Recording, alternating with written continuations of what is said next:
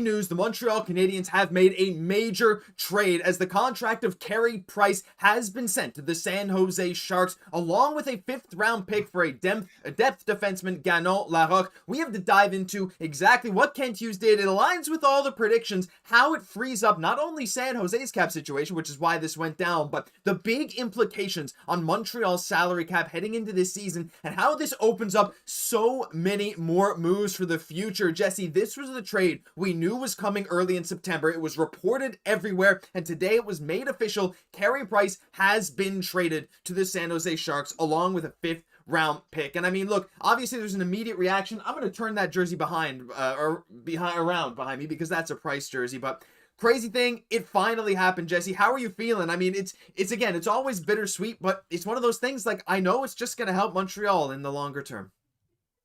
For sure. And it's really just a whirlwind of emotions. Just initially, right? For all that Carey Price has really done for the organization, we'd be wrong by not just starting off this live by just saying thank you, Carey Price, for everything that you've done for the Montreal Canadiens. You've just been such a class act, and you've helped in some ways kind of issue in that next generation of culture, which I think Carey Price and his leadership has had his role in shaping as well. That being said, Josh, like, this is one of the final vestiges of the Bergevin era. And while Kent Hughes has been doing such a great job, this is how we're signaling that he's ready to get into 5th gear. There's still that 6th gear that's ready to go.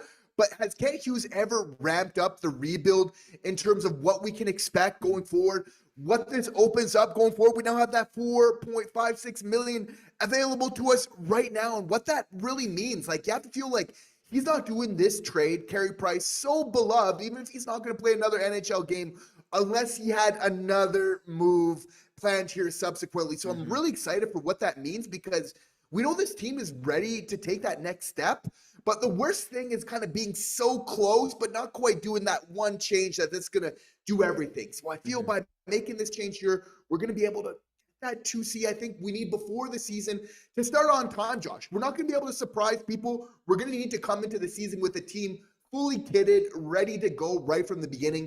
And Kent Hughes has totally gotten that memo here today. Yeah, absolutely. And I'm so glad that ultimately the price wasn't inflated like we were maybe worried it would with these new CBA things. Because for sure, a 5th-round pick along with Price, like in Monday's stream, for those of you that were there, that pretty much that exact trade kind of came up. It was Marc-Olivier Beaudoin who I think made a mock trade of Price and a 5th for 3 depth players from San Jose. Because if you guys aren't familiar, San Jose's situation was that you can see now they're still at 49 out of 50 of their contracts. They needed to move off of some guys in order to sign a guy like Michael Misa. And so getting a player, or sending a player out in this Price trade actually helps San Jose as well. You can see they still have $9 million in cap space that they're not going to use. Lots that they can accrue throughout the season.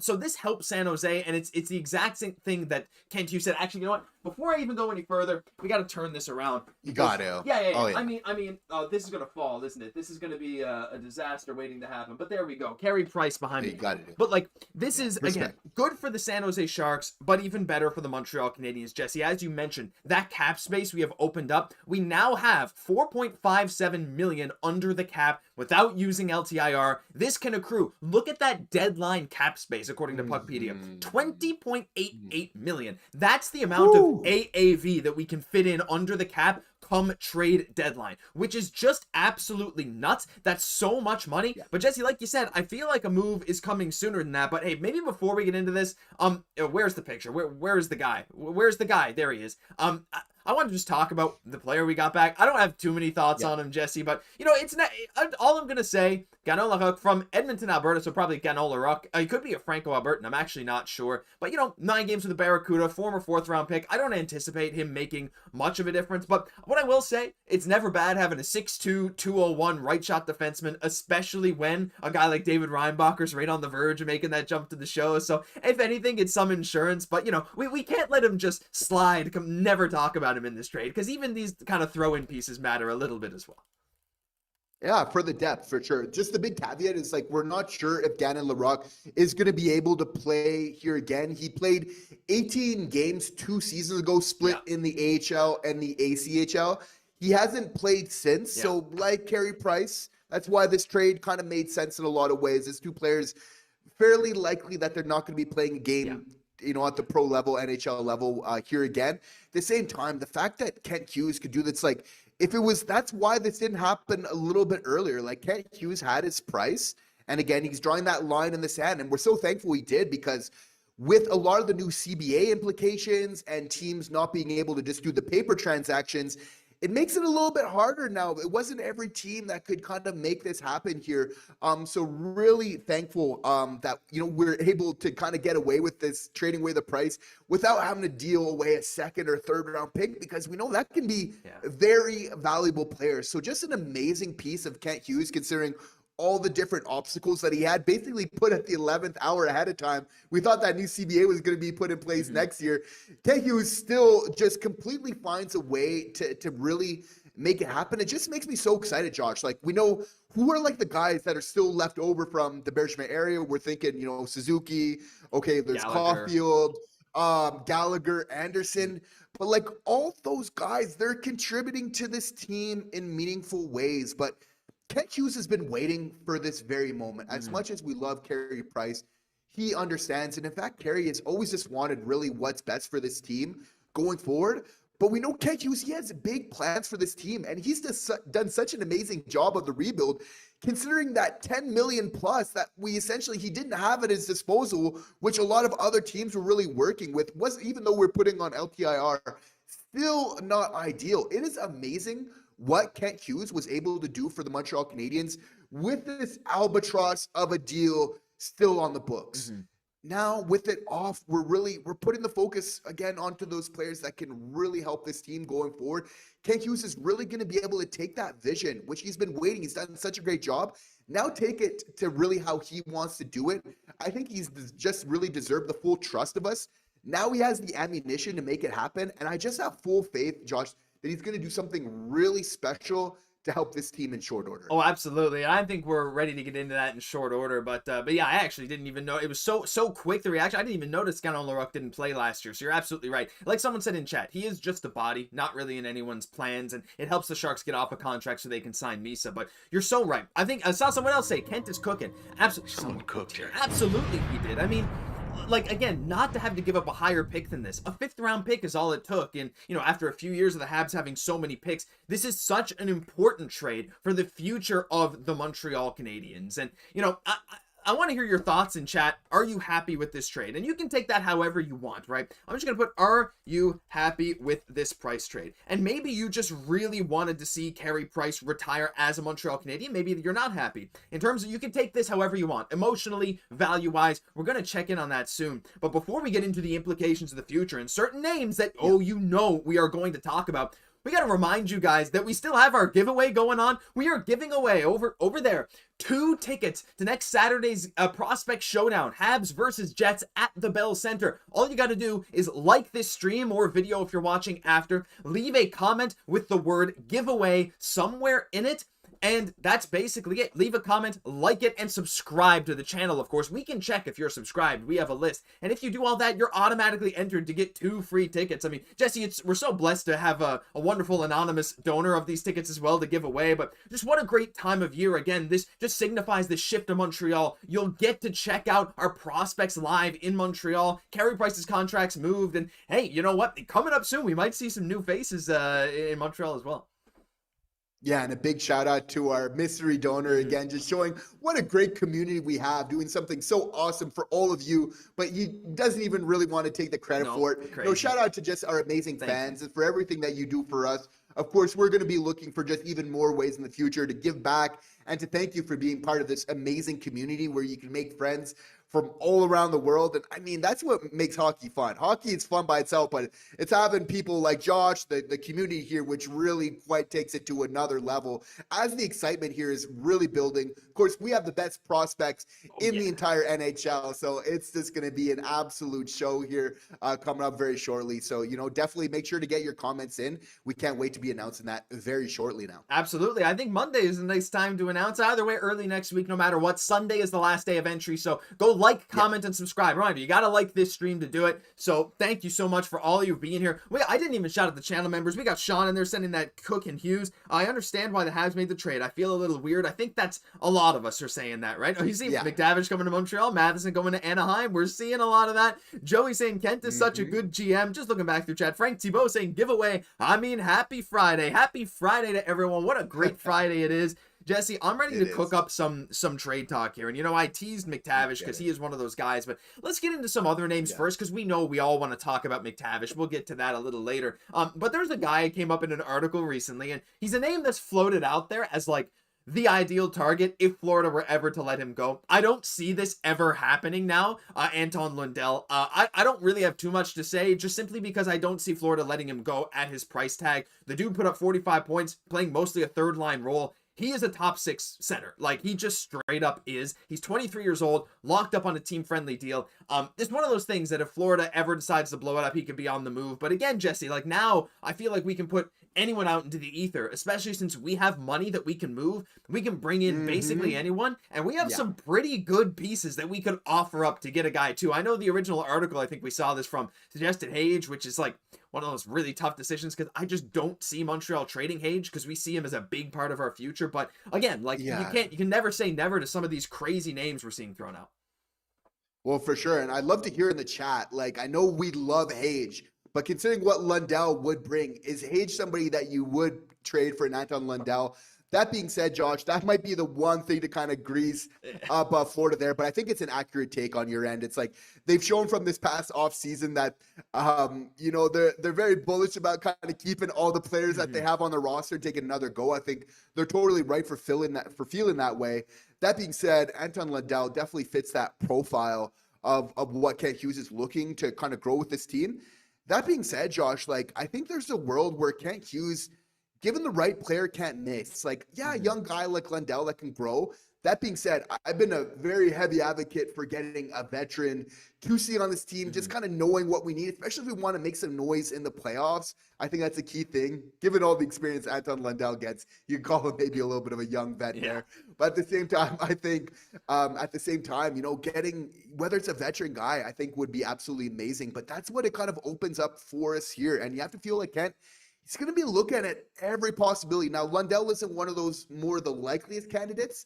Kent Hughes, you know, if he had his pick of the litter, I think he would definitely be up there, though. That's for sure. Yeah, exactly. And you know, Kent is, you know, we've heard, like, he's not shy of just asking. There was even a clip in the Crave thing. It's like, always worth, Jeff Gordon's like, hey, always worth asking. They said, like, look, we don't know who they were talking about, but I think Kent said, do you think they trade him to us? And Jeff's like, no, probably not, but worth checking in, right? Like, that's the thing. Yeah, it is. The answer is always no, unless you ask, right? So there's all these kind of things out there. We don't know the names. Again, I don't anticipate Florida changing anything, and I don't really anticipate Montreal trading Xhekaj for him. So probably a no-go, but, like, again, why not bring up that idea? And again, like, you're absolutely right, Jesse, with the way this team is built now. I think a veteran 2C works unless you can get literally that perfect player, because there are some guys that we do have as perfect players. And I know that a lot of people are going to bring up the name McTavish, and there's another guy though that we tend to bring up a decent bit because he is such a good fit. There have been rumors circulating about Byfield now for what feels like a year.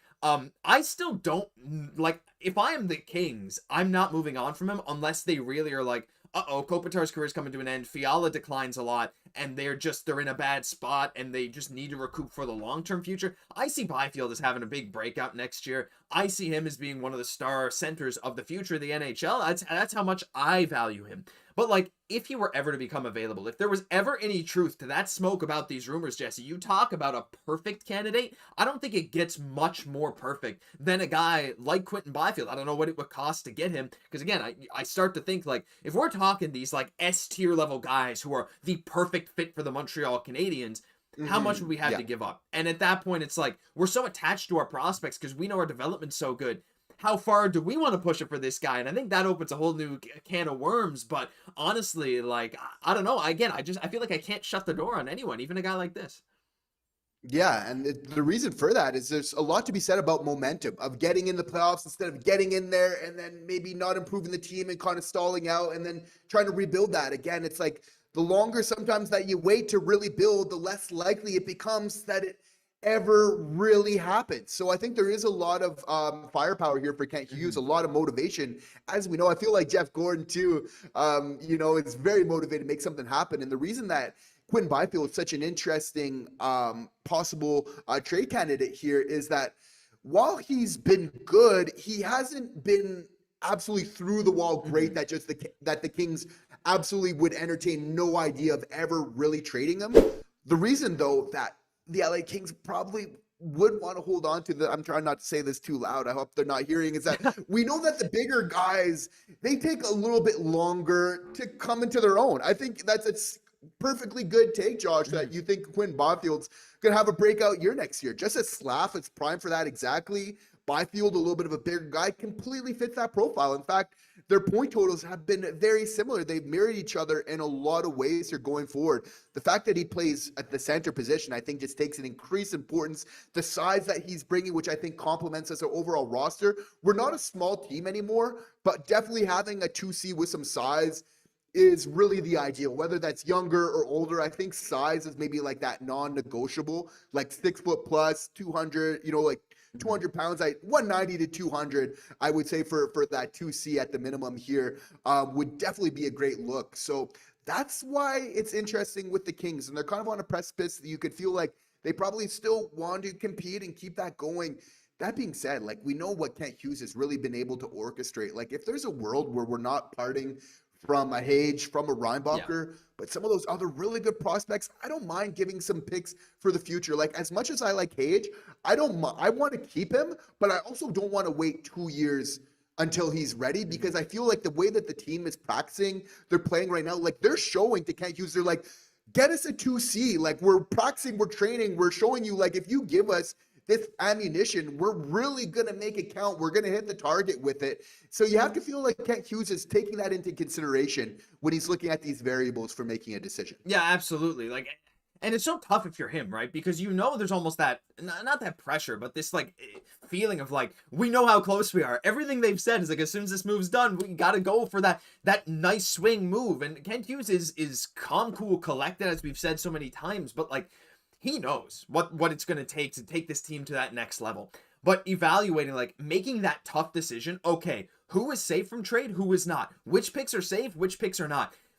You never know. Maybe a future trade is not something that the fans love, and maybe he's gonna go to the locker room and all this stuff. So it's gonna be very interesting. I just want to say, for all the new people joining into the stream now, because we have a lot of people joining, yes, Carey Price's contract and a 5th round pick in this upcoming draft in 2026 were traded to the San Jose Sharks in exchange for defenseman Ganon Larocque. And it doesn't look like he'll end up playing for the Montreal organization. Help San Jose get out of one of their contracts so they can sign Michael Misa, and they take on Carey Price's full cap hit. And you can see Montreal now $4.5 million below the cap, which is why we're discussing all of these new possibilities, because this is the thing we've been talking about forever. I did see someone in the chat mention, hey, how does that now bring us to 20 million under the cap? So just to clarify that really quick, so you can see that 20 million deadline space, what it means is Montreal can now accrue cap space, which means that, but essentially throughout the year, the cap space you have at the start of the year kind of grows. And to put it simply, at the deadline, you're I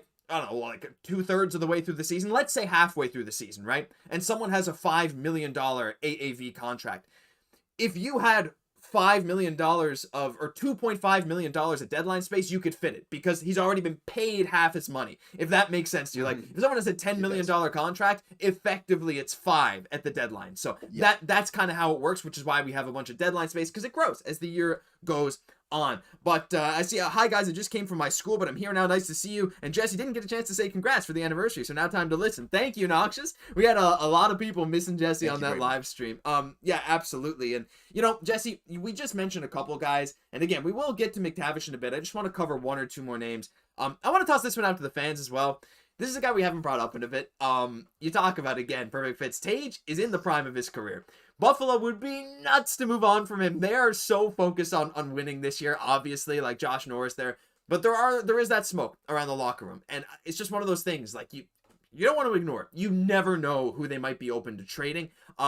Again, if he's ever available, this is one of the top targets, a multi-time 40 goal scorer, 6'6", 27 years old in the heart of his prime, team-friendly deal. I mean, I know we're just kind of hypothesizing right now, Jesse, but with the unlimited cap space, it feels like, even though it's only 4.5 mil, someone like this, again, whether it's him or Byfield or whoever, just feels like tangible, which is maybe the craziest thing I've said. Like, we thought about it before, but even after getting Dobson, something like this is actually tangible. Imagine a line of Tage Thompson, Ivan Demidov, and Patrick Laine there together. Oh. Like, that just seems like some absolute firepower. What's nice about that is Tage would kind of bring a little bit of that physicality and that size and that line, where now you allow Laine to thrive. We know Demidov's already doing his thing, but Tage Thompson is specifically a really good fit to bring out the best in Laine, and you can feel like that's a way where it's like you get Tage Thompson, but you do it so you're not just getting that player, but you're also securing a future for Patrick Laine within your top 6. Because if Patrick Laine is not in our top 6 at the end of this year, we know that he's going to be traded. If he can keep the top 6, that's what's going to determine if he stays here in the future. So you maybe make a trade, you pay a little bit more, knowing that you can also keep a Patrick Laine and really secure a spot. Because I think you need to find the right chemistry for him in order to be successful. And really, that's what the 2C is all about. It's not just in and of itself, the whole, but it's really how do we complement Ivan Demidov? Like, we know this guy can go off. It makes a lot of sense if you're Kent Hughes thinking, like, how can we best empower Ivan Demidov to start off his career in the best, most powerful way in the NHL? Because we know often how you start things is how you end it. And we know Demidov is destined for glory. But especially if he starts off with just a meteoric, first season winning that Calder, how that really sets him up for success.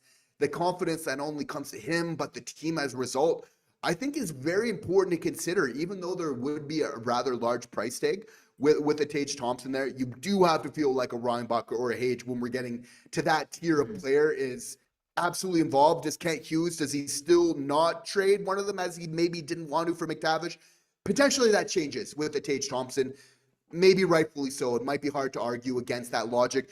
That being said, Josh, like, I know we're aiming for the sky. Why? Because Kent Hughes, he doesn't just have small dreams. He's got big goals for this team going forward. I think we're right for thinking that. But thinking about some guys that maybe seem like really probable, I don't know, like, let us know in the comments, like, who's coming out to you right now is like probable guy that, like, one guy is coming to mind right now is Ryan O'Reilly. Ooh. Josh, like, if you want to pull up his stats, like, what's your thoughts? Like, just as a quick take, like, yes or no? Do you think he fits? Like, maybe Kapanen's going the other way, some picks. Are you doing that for a Ryan O'Reilly, guy who's won a Stanley Cup, can play both sides of the game? Again, bringing that size, which is another reason why I bring him up here. Do you feel like Ryan O'Reilly would push the needle at that 2C position for the Montreal Canadiens? I think he absolutely would. And I'm just getting the stats now, so forgive me. Let me drag them in here and we'll have a look at them, because I think that actually, let me go back to the live scene here and we'll have a look at O'Reilly's stats and his contract, because those two things are very important. We'll bring these both in here. We'll hide the contract for now. And Ryan O'Reilly, I mean, obviously we know 6'1", 207. He's 34 years old. He's a pretty big dude. But when you look at his stats, they're 24-25 with Nashville on a pretty abysmal Nashville team. 53 points in 79 games, 69 points in 82 games the year before. He is a guy that has been in a lot of rumors, Jesse, for good reason. I mean, this guy is a leader. Whether Nashville will move on from him or not is a big question. But, like, the thing with him is that his contract is really not bad. And I see a comment there from Peter saying not trading for anyone over 30. Oldest player I'd look at would be, like, McCann. And I get that, too. However, Ryan O'Reilly, his contract is just 2 more years at 4.5 mil. And my hot take, and I say this for a lot of sports, like, the leadership you bring to the locker room is worth a monetary value. However much you want to give to that, whatever. But, like, Ryan O'Reilly is the kind of guy that comes into the locker room, makes your locker room better, makes your team better, brings your leadership up, and he plays the exact role you need for the 2C. And again, I think this is something that works very well if something like a McTavish trade or one of these other, like, hypothetical superstar guys that are unlikely, like Byfield or like Tage, if that ever materializes, fine, that's good. But Ryan O'Reilly on a short-term, 2-year kind of thing, same thing we were saying with McCann, even a guy like we'll talk about in a minute in Zacha, that kind of thing in my mind actually works very well, because like we've mentioned, like you've said a lot before, is like that just works as a bit of a bridge to Hage. So it's like you have backup plans, you'll have ways to trade in the future. So honestly, I am really not opposed to something like that. Me neither. And exactly Jared McCann for the exact same idea here. Getting a little bit younger. But what I like about McCann is that, again, only the 2 years left on his deal. And it's just that perfect situation where we're doing such a great job of development. But the reason for that is like we're having so many prospects that we don't need to rush guys. Like that's been the secret right now. That's why the rebuild is going so good. We're not forcing, kind of round pegs into square holes. So to speak. And that's the big thing. And I think with Tage, that'll be important. We're seeing some amazing developments. He's one of the best up and coming young Canadian hockey players right now. I think we're going to see that at the World Juniors coming up at this December here. But again, somebody like a vet, especially given the playoff aspirations, I could see Kent looking more. If we didn't make the playoffs like this last year, Kent Hughes is looking for a young guy for the 2C, and he's probably paying a premium to do so. But because we got into the playoffs and he sees that being a little bit more realistic, I think Kent would be more open because of that to looking at some veteran options. And for me, either McCann or O'Reilly, for different reasons, both fit the bill of what I think would be very helpful to this team this season. Yeah, for sure, right? There's so many options, and that's what I love about it. Like, how many have we brought up? 5 already, and we still got a couple more to discuss. And I see some people saying yes, O'Reilly, no, O'Reilly. We got some people saying Pavel Zacha, we will get into in a minute. Would you do Xhekaj for Zacha? Ugh. I don't want to move Xhekaj. That's just that's costly. Yeah, that's costly. Anyway, I want to trade, says Nox. I think we all do. Go get Xhekaj. You have the assets. I don't think Minnesota's ready to trade Xhekaj, especially now with Kaprizov's extension looming at what looks like 16 mil plus a season. Trust me. If as a Minnesota fan too, look, from Minnesota side, I don't want Xhekaj. If I'm Montreal, oh my God, would he ever be so amazing? I love you all, Xhekaj. This past year, down year. Trust me, he's going to be amazing. Back to that like 25, 30 goal ways. But absolutely, like there's so many good names out there. And if we do want that veteran on a sort of bridge, O'Reilly, McCann, that works. But a lot of people are saying in the chat too, Jesse, for good reason, Pavel Zacha, because he's also on a pretty team-friendly deal, shorter term, but he's 28 years old. And this guy, even though he only had 47 points last year, what he brings, like we've talked about so many times before, is that very good face-off percentage in the mid-50s, like 54, 55%. Plus, he had, other than this past season on a struggling Bruins team, this guy is like a 15, 20 goal, 55, 60 point player over his last couple of years, minus this past season. And I think in Montreal with better skilled wingers next to him, now he did have some decent time with Boston, playing with some good players, but like you have to imagine his numbers would go up. And I think, again, of all these guys, Zacha is the one that has been in the most trade rumors other than McCann and O'Reilly, because reportedly Seattle has refused some talks with teams about McCann. O'Reilly's not really in the market other than the occasional report here and there. Zacha objectively has been out there. And again, I think he's big. He's 6'3". He is a 55 to 60 point getter when he's on decent teams. He's great on the faceoff dot, and he's a left-hand shot. I feel like, again, is he the A-plus solution? No, he's not. But for a guy, again, you want to kind of bridge veteran, like this seems like such a good fit. Yeah, exactly. Because of being good on the draw, we know the left-hand shot is going to be really important for Kent Hughes. And I totally agree that if he's playing with the Montreal Canadiens, we're seeing an 18 to 20 goal season, and we're seeing about 55, 57 points quite easily, which I think is totally what you're asking for your 2C anyway. So I think that really fits what we're looking for. And I know that people don't want us to rush too much, and I get that. I really do, of like, okay, just get it 2C because we have to. It's like the rebuild has been going so good. I get that, we love this team and we want to be selective for each piece there. But, there's kind of a difference where right now some teams where they're kind of like Buffalo Sabres, they're getting ready to get ready. And it's, we're close, but not quite doing it. There's a lot to be said about kind of really, either, getting to it or getting off the pot, so to speak. And I think at that time for the Montreal Canadiens, you could say maybe that's a little bit hasty to think that right away. But I think there's just a lot to be said when the team is really giving them their all and everything that they got to get in the playoffs. It's only right as a general manager, you want to just do everything to repay them in turn. It's the law of reciprocity, right? Like they're doing everything. They're bleeding for you. You got to believe that Kent Hughes, that's why he's in the kitchen. That's why he barely leaves. The team's barely leaving the Prastic Arena. We're having red and white scrimmages already.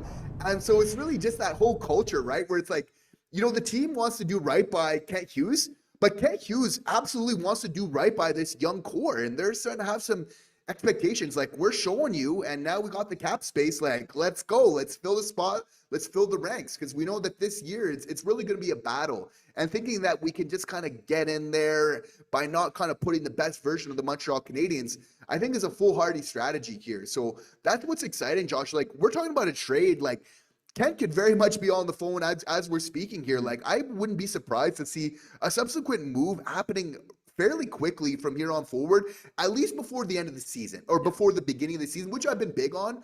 I've been saying, like, let's not wait till the season begins and try to figure it out. It's important to really start on time, whether that's health-wise, but I think also roster-wise as well is really important. Making this trade now gives them some time to really make it happen before the beginning of the season. That's really what it's all about. But really, the sooner the better, as this team's practicing, building that chemistry early on, the quicker that we can get that new player in with this unit would just be absolutely phenomenal. But Josh, I'm still getting used to the idea of trading Carey Price. Like, it's all just happening so quickly, right? Oh, my boy. I mean, you know what's funny? I actually dug out a box yesterday of, it was something I ordered after the 2021 finals run. It was a mystery box of Habs apparel. And there's 2 Carey Price shirts in there. And I should, or sorry, 1 Carey Price shirt, but like some other Carey Price memorabilia. And it's like, you know, part of me just wants to, I should have wore it. But like, anyway, it is a crazy thing to see Carey Price be traded for, you know, along with the 5th round pick for Gannon Larocque. For those of you that are just joining, this is official. Of course, Carey Price got traded, and that opens up a lot of cap space for Montreal. Puckpedia was on this within like 5 minutes. This was updated right away to give us all that cap space, and that's what we're talking about now, right? These potential moves we can do. And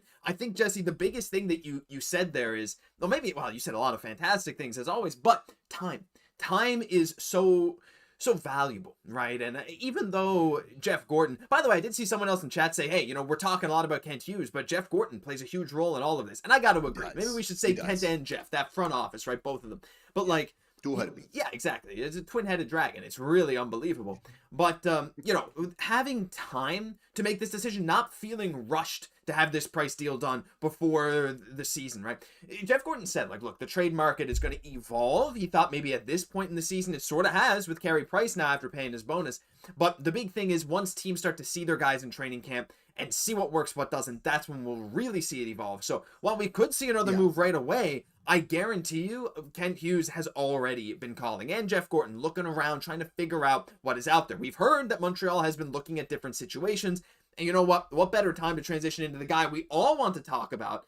And this is Mason McTavish, because again, this isn't, it is a major trade shot. It is. It opens up so much stuff. It is. It absolutely is. We got $5 million in cap space, and it opens up so many unreal things. I see people just coming in here again. Carey Price contract traded opens up a lot of cap space for Montreal. We can make a lot of moves. Big implications coming here, and Mason McTavish, Jesse, is the guy that naturally we all cling to. We all cling to because he is the guy in Anaheim. There's been some disputes. Anaheim, Pat Verbeek, they've been keeping close to the chest. They haven't really given a lot of hints towards what else has been going on. They had that Zegras thing. They had the Gauthier, Drysdale. But now McTavish is also like, there's reports that he might go towards a bridge deal. But like, if any team was ever able to like say, look, we got the money now, we're ready to commit. He is the guy our fans voted as the #1 target for the whole offseason way back in, I think, June. He's still available. Montreal just freed up some cap space. Maybe it's a pipe dream because reports have seemed to indicate lately that Anaheim is more likely to sign a contract than not. But with this cap space and with some guys maybe on the way out, Jesse, I just can't help but dream. And this guy just absolutely is the perfect fit. And again, very much alive. And it's so funny that this was the #1 trade target that our fans voted that Kent Hughes should really go for. Now, here we are in September, just a couple of weeks away from training camp. He still doesn't have a deal. We've now traded Carey Price. We have the cap space if we're sending somebody else along, maybe a Matheson there, you know, that we'd have the cap to be able to take Mason McTavish back. Now, all the impediments to making this deal happen are gone. And of course, you got to walk before you run. Like, this was important. And so you have to feel like Kent Hughes has probably been working on that other side of it. He was just waiting for the Carey Price, which again, wasn't a complete slam dunk given all the CBA implications. Now that that's done, again, you can revisit this here going forward. Now, there is a possibility, and it's quite incredible considering how McTavish could really impact this team in the perfect way. Because while, you know, that 2C is great, definitely that ideal for looking for that sustained success where we don't need to worry about, it can be risky sometimes when you get an impact player and then having to find another one. It's not always a slam dunk right there, and teams perform differently. So having somebody you can really grow with and get that stability is the ideal situation. Brings a little bit of sandpaper in his game, which I think fits that identity that we're going for with the Montreal Canadiens right now in so many ways. A lot of skill. We're looking to play that offense. But I think if we could kind of pair that with that skill, but also a little bit of that grit that McTavish brings, it's absolutely completely what we're looking for. Just in so many ways, you'd have another situation where you have Nick Suzuki and Cole Caufield, and now you're setting up another dynamic duo in McTavish and Demidov. And that's what really makes this intriguing and really is going to make Kent Hughes think, okay, like, how much would I be willing to trade? Because I feel like Kent Hughes is actually more in control of the Mason McTavish deal than anything else. Like, if he wants to trade Reinbacher or Hage, he can do it. He can make that happen. And he's going to need to really weigh that out. Like, is having like that, again, having like an amazing duo on your first two lines, is that worth it? But again, he's right to think about it, because we love Reinbacher. That's what's interesting about the situation. There's a world where we can have our cake, do have our key prospects, still get somebody that's going to get us that production, the 2C, be great. But Josh, like, I don't know, like, if there's just a world where somehow, even if it's maybe including a couple extra picks, I know that can be scary coming out of a rebuild. You might not want to give away too many first seconds, not knowing for sure we're going to end up. I'm just wondering, like, I almost would be willing to do that instead of trading a Hage or a Reinbacher to maybe bet on this team. And if I have to add another kind of high draft pick to make that happen, I don't know, Josh, like, am I talking wild here, or is that something you might consider as well? I mean, look, I would always consider it. It's like, that's where it gets that tough decision that I'm glad I don't have to make, because trading for a guy is a lot less of a guarantee than saying, look, I trust my own development team. And especially with fans, it's a lot harder to get behind it. But like I saw someone in chat say, this is the time for a slight overpay. If you have to give up some extra picks, some extra roster players, some extra decent prospects, if you can get away with not giving up a top prospect, you are in heaven. It's unbelievable, but you might have to. And who it is, we don't know, right? Obviously, our top guys right now, Reinbacher, Hage, Fowler, of guys that are not on the NHL roster. So it's tough. But Jesse, while you were talking there, we got to shout out Abraham Marshall, who was there on the stream Monday, has been there since before 1,000 subscribers. And I want you all to leave a like on Abraham's donation of $70. Unbelievable. Thank you so much, Abraham. Woo, knew this was coming soon. Guys, leave some love for Abraham. Just thank him so much. Unbelievable. Joseph saying, smash that like button if you're pumped for this season. Absolutely. I mean, this is what I'm saying. Like, the fans are so unbelievable today, Jesse. The impromptu live, the big trade. Thank you so much. I mean, I don't know. I think, again, like, every single time now we're going live, we're doing these things. Every move signifies some change for the Habs in the future, and just making this such a fun season to do this and talk to all our fans too. And thank you, Abraham, for being there right from the beginning with us. That's what's so exciting as we're kind of getting into this next phase of the rebuild. We're being able to see the growth and where this team was just a couple of years ago and where we are now, which is really exciting, which is getting me nostalgic, Abraham. You're bringing me back, getting me my feelings here. It's like, what is our favorite Carey Price moment? I think we need to leave that in the comment section. Some big things coming up for me, traveling down memory lane here, is like, Carey Price and PK Subban and like the awesome relationship they have. And, like Carey Price kind of pulling up, having the classic arms, kind of stacking them up. Yeah, exactly. Like, that's one that came up, those big glove saves. There's just so many, right? Like, he was just electric. I'm a big goalie guy. It's a position I played a lot of growing up.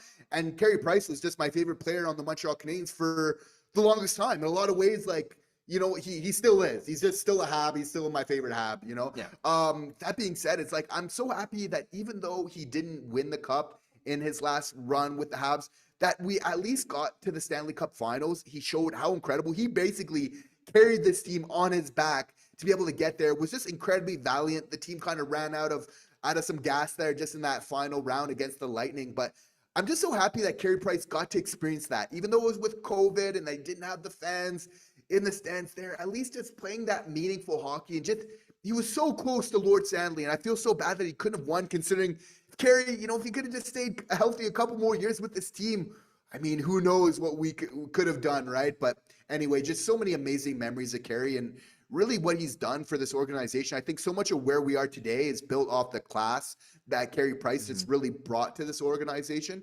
And again, he's just paying it forward and making a way for some great things to happen for this team very shortly once again. Absolutely. Hey, you know, when you said that, it made me think, hey, look, he carried the team and he kind of paid the price at the end of the day. And, you know, some puns there for sure, but like, it was a pleasure to watch him play hockey. Like, he was the reason I stayed a Habs fan for a long time, you know, and like, well, not stayed a Habs fan, but like watch the games even when, like, you know, you weren't so sure on the roster. Like, he was just so amazing to watch. Oh my gosh, another super chat coming in from Abraham.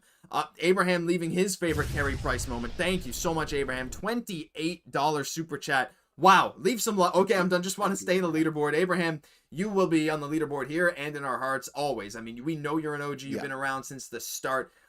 We will never forget that name. I mean, again, every time I see you pop up, we know. I said the aggressive glove save on Sidney Crosby is his favorite moment. My favorite save, Jesse, personally, is greatness on greatness. Price sliding over and stopping Alex Ovechkin's one-timer there as the time is winding down. I like Brian Mudryk's call of it, but the Capitals call of it even better. Oh my goodness. And just that save, the respect they showed each other. Yes. I mean, there's so many moments.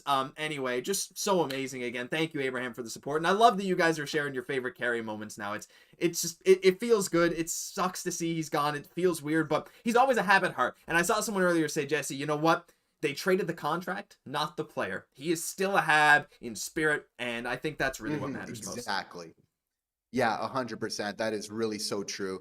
And again, just, you know, like, we can't help think of the Olympics as well, winning that goal for Team Canada, even in the World Juniors, you know, just, again, just the type of pedigree that this guy had coming in just has done so much, not just for the Montreal Canadiens, but just for Canadian hockey, just as a whole. Really just such a pillar for everything that he's been able to do here. You have to feel like this is a little bit tough for him as well, even though that this is a paper thing. Like, this is a guy that loves Montreal. Like, he loves the city that you guys are a fan of. He just absolutely bleeds for this team through and throughout. And even though it's a symbolic in nature, it's just bringing up all those feels for him and coming so close, and how he wishes he was still kind of playing the game right now. But just such an amazing career. There's very few players that really get to actualize on their dreams in the way that Carey Price did, and then leave us with such an amazing legacy that's never really forgotten either. It's one thing for sure is we're always going to remember Carey Price here on this channel. Everything that he's been able to do for this team, again, I think is just so remarkable, so unique, and it's really what makes the Montreal Canadiens the best team in the NHL. Couldn't have said it better myself. So sad to see him go. I see a lot of people say, I'm happy he's got the crown. AB does, but yeah, we're gonna miss him.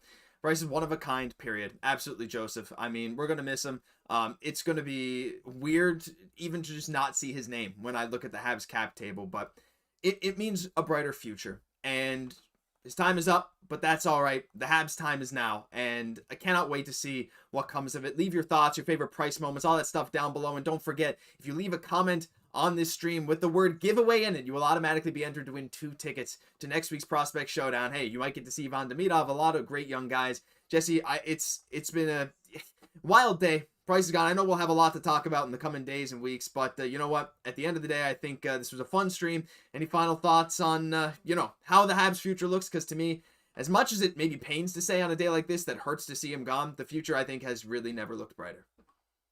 And that's what we need to focus on now, which is really exciting. The fact that Kent really has the full reins on this team to really orchestrate it in the way that he would like to. It was already bright to begin with, but now we're just really ramping up, which is so exciting for what it means, not just for now, but for many years to come. Because I feel that subsequent move, it's not just going to be now, it's going to be for the future as well. That's why we're such in great hands. We got so much to be excited for, some great hockey coming this year. We're really going to start getting that respect around the NHL, which is just so huge. Really excited to see the next evolution of this team, which is really now beginning here today. Absolutely. And for those of you that I do see tuning in just now right at the end of the stream, here is the trade one final time for you. Carey Price was traded to the San Jose Sharks alongside a 5th-round pick for defenseman Ganon Larocque. He will not play for Montreal, I don't imagine. Maybe not even Laval. Hasn't played since 23-24, but 22-year-old, 6'2", right D. We'll see what happens with him, but essentially just a body. And you know what? It's the end of an era here. His contract is gone, but thank you guys so much for tuning in. And if you enjoyed, leave a like, comment, and subscribe. If you like and you subscribe, subscribing is important too, because we can see that, and you leave a comment with the word giveaway, you're automatically entered to our giveaway that will be announced next Monday, the winner of those 2 tickets. Thank you for stopping by. I'm Josh Gosse, my co-host, Jesse Poirier. Thank you, Carey Price. We'll catch y'all on the next one.